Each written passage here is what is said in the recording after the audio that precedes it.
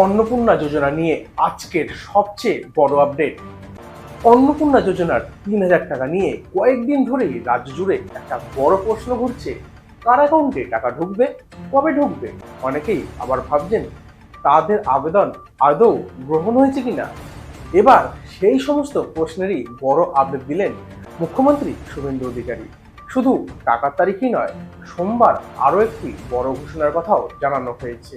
মুখ্যমন্ত্রী শুভেন্দু অধিকারী আরও জানিয়েছেন, আগামী 17ই আগস্ট থেকে যোগ্য উপভোক্তাদের অ্যাকাউন্টে টাকা পাঠানো শুরু হবে।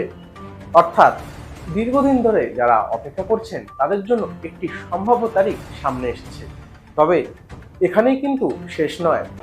মুখ্যমন্ত্রী আরও জানিয়েছেন, 10ই আগস্ট অর্থাৎ সোমবার নবান্ন থেকে একটি বিস্তারিত সাংবাদিক বৈঠক করা হবে। সেখানেই জানানো হবে কারা এই প্রকল্পের জন্য যোগ্য, কোন কোন শর্ত মানতে হবে এবং কিভাবে চূড়ান্ত তালিকা তৈরি করা হয়েছে।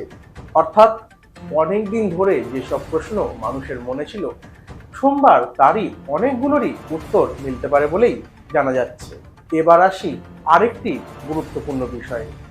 মুখ্যমন্ত্রীর বক্তব্য অনুযায়ী 10ই জুলাই পর্যন্ত যারা আবেদন করেছেন এবং ভেরিফিকেশনে যোগ্য বলে বিবেচিত হয়েছেন তাদের অ্যাকাউন্টেও 17ই আগস্ট থেকে টাকা পাঠানো হবে। এখানে একটি বিষয় আরও পরিষ্কার করে বলা দরকার, সব আবেদনকারী একসঙ্গে টাকা পাবেন এমন কথা কিন্তু বলা হয়নি। বরং যাদের আবেদন যাচাই করে যোগ্য বলে ধরা হয়েছে তারাই প্রথম পর্যায়ে টাকা পাবেন।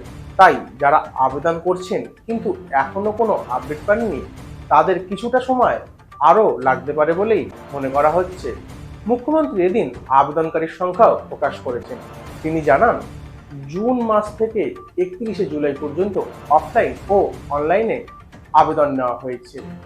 অফলাইনে জমা পড়া আবেদনগুলিও ধাপে ধাপে পোর্টালে আপলোড করা হচ্ছে।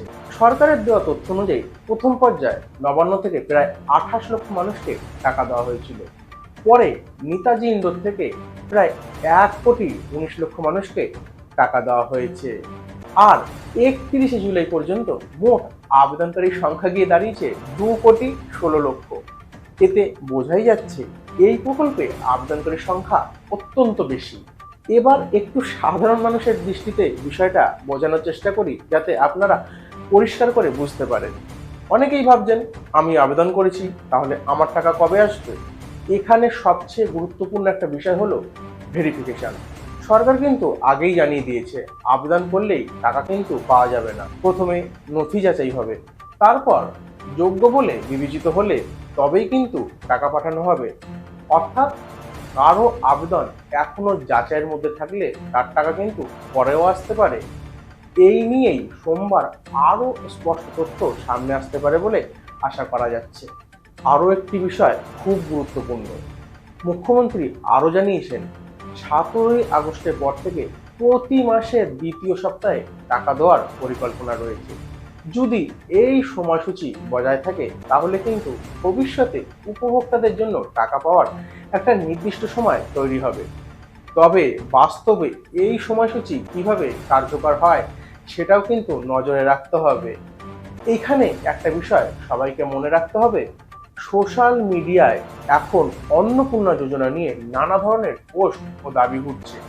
কেউ বলছেন সবাই টাকা পাবেন, কেউ বলছেন আবেদন বন্ধ, আবার কেউ বলছেন তালিকা তৈরি হয়ে গেছে। এই ধরনের তথ্য বিশ্বাস করার আগে অবশ্যই সরকারি ঘোষণার দিকে নজর রাখুন, কারণ সরকারি নিয়ম বা তালিকা প্রকাশের আগে নিশ্চিতভাবে কিছু বলা ঠিক হবে না।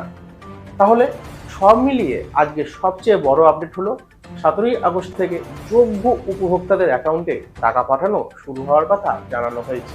10ই আগস্ট, সামনের 10ই আগস্ট সোমবার কারা যোগ্য এবং কি কি শর্ত থাকবে সেই বিষয়েও বিস্তারিত ঘোষণা করা হবে বলে মুখ্যমন্ত্রী জানিয়েছেন। মোট আবেদনকারীর সংখ্যা কিন্তু ইতিমধ্যেই 2,16,00,000 ছাড়িয়ে গেছে।